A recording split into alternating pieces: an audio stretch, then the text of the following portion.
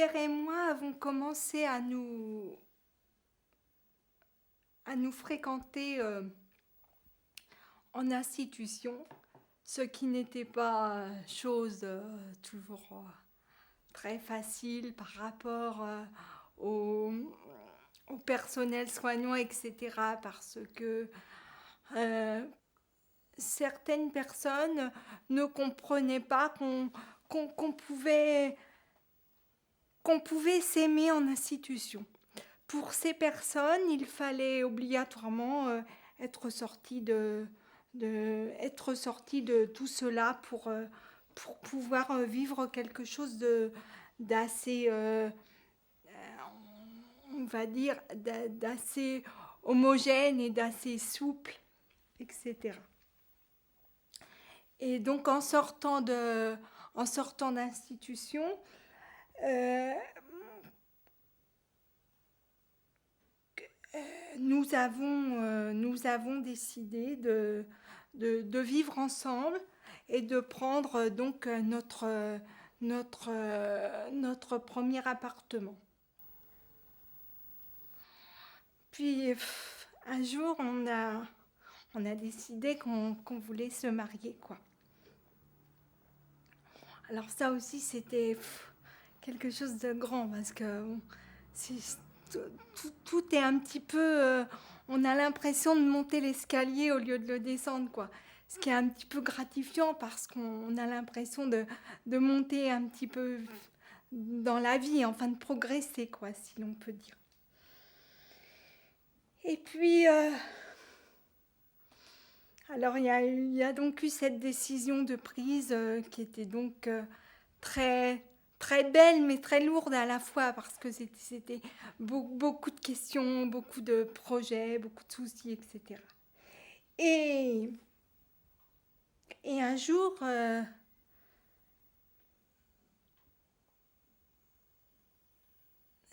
certaines personnes, ou on va essayer d'être un peu plus clair, mes parents sont venus nous voir et,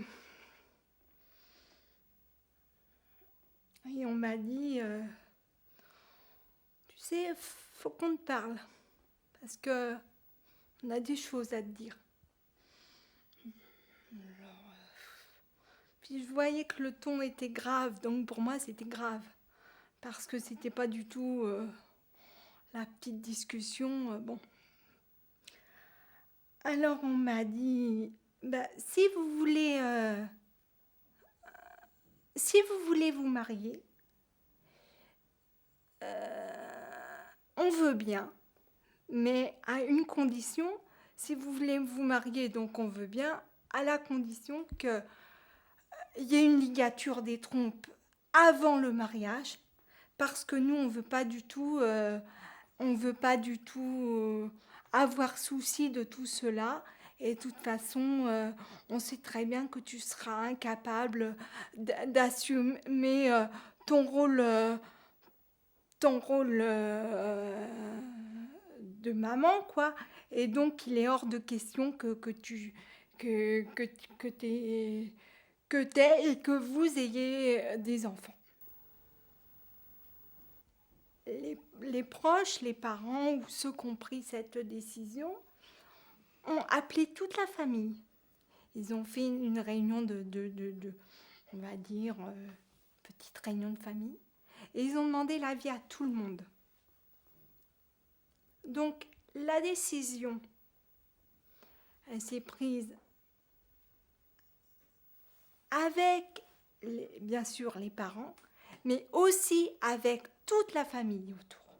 C'est-à-dire ils ont demandé à tout le monde, aux oncles, aux tantes, marraines, parrains, etc., ce qui serait le mieux.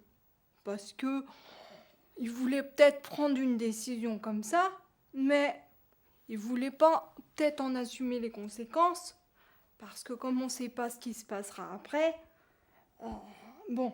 Et donc ils ont demandé l'avis des autres. Et donc ça s'est fait comme ça. Et, et moi, je suis un peu... je suis un peu restée hébétée, quoi, parce qu'à la limite, j'ai, j'ai pas compris. J'ai pas compris. Parce que, que des parents ou que des personnes prennent une décision comme ça, mais vous vous rendez compte? Allez en parler à toute la famille. C'est le genre de choses, on boit un pot, et puis on vous demande ce qui serait le mieux. Mais c'est affreux. Enfin, excusez-moi, mais moi je trouve ça vraiment horrible. Je trouve ça horrible parce que pourquoi? C'était qui les personnes concernées?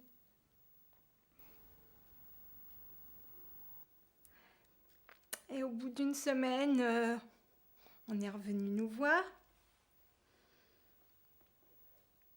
Alors, t'as réfléchi? T'as réfléchi à ce qu'on t'a dit par rapport à la semaine dernière? Et... ben, j'ai dit oui. J'ai réfléchi, mais j'étais vraiment complètement perturbée, paumée, quoi. Là, vraiment, c'était horrible. Et alors, c'est quoi ta réponse? Et de toute façon, ma réponse, je dis moi, je voulais pas que ce soit comme ça, mais je dis comme de toute façon, c'est vous qui le décidez. Je dis moi, j'ai rien à y faire. Et puis voilà, et puis ça s'est fait comme ça. Donc, cette, cette ligature a été faite contre notre gré total, mais c'est surtout qu'il y a eu aucun, ce qui est grave, c'est ce qu'il faut dire, il n'y a eu aucun moyen de discussion. C'était comme ça, et puis c'est tout. J'avais le droit de rien. Et mon conjoint... Non. Je voudrais juste dire que par rapport à ça, les bêtes, les animaux sont mieux traités que nous.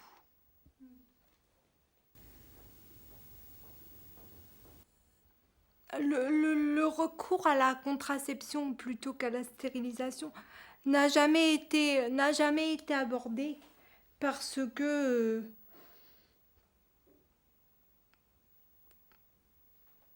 je crois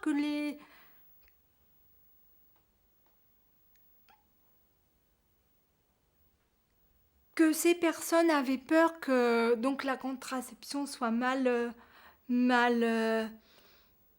mal prise, etc. Et donc ils ont préféré prendre une solution beaucoup plus décisive et forte.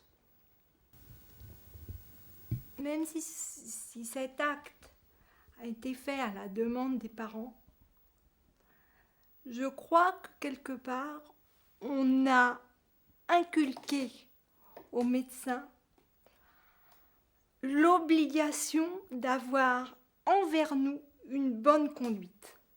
C'est-à-dire que il fallait que lui, il dise aussi que ce serait mieux. Il fallait qu'il dise, de toute façon, dans votre situation, je vois pas comment,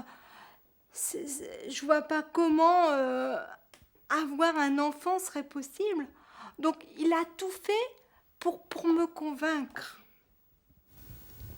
Alors, l'accord qui a été donné a été à l'aide d'une petite signature sur papier, donc voilà quoi.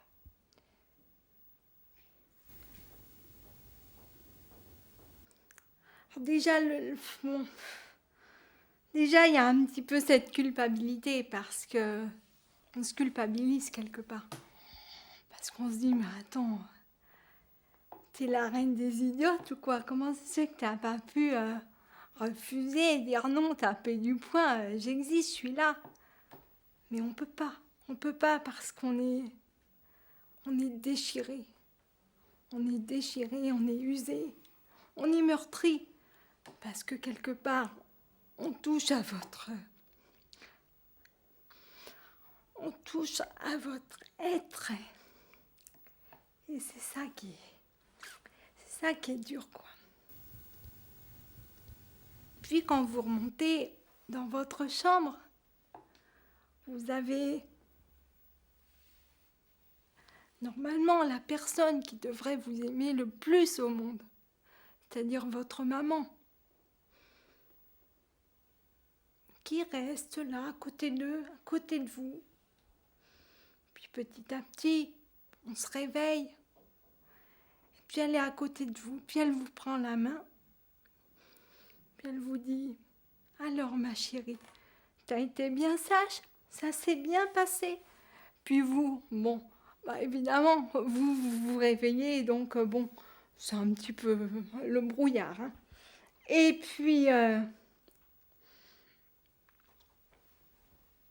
après on a mal, alors on pleure, parce que bon, mine de rien, la douleur, elle est quand même là. Et puis au bout de quelques heures, bah, y a le médecin qui vient. Et puis qui dit à la personne qui est là, vous savez, vraiment, elle a été formidable, votre fille. Tranquillisez-vous, parce que vraiment, ça s'est bien passé. Et puis après tout, c'est fait maintenant. Et par rapport à tout cela, bon, je l'ai très très mal vécu, étant donné que j'ai quand même fait une énorme dépression nerveuse, avec